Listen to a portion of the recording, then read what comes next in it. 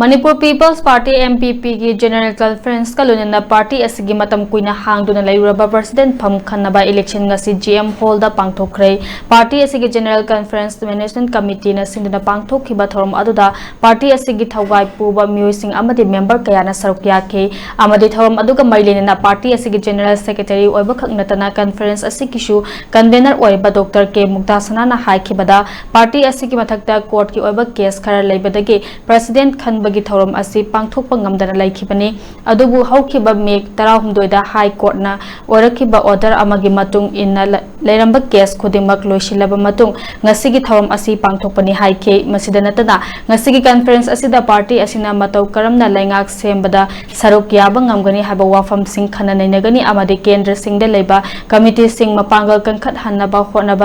honaba haba wafam singda yumpham oiba wafam sing khanagani amadi party asina lakadorba election asida set kuntra mathoi hena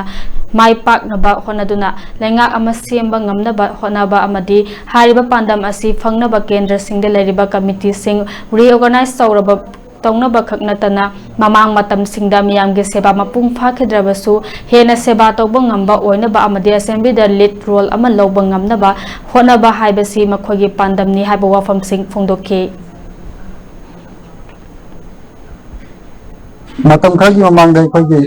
marakta court ke ba case kha lai budi khoi full fledged presidency pangthok ngamduna lakpani adubu haugiba khogi megi tang 12 da honorable high court of Manipur na pirakhiba order directives amagi matungina akhoi leiramba pending case khodimak losalla kanda akhoi general conference ka loina na president khan bagi khalasi pangthok chabani ngasi aduna ngasi ge maru oiba Forum tangkat anini ahan bada party conference general conference maru na general conference da party organization atau karena lingandani aduga lakadoriba assembly election da akoi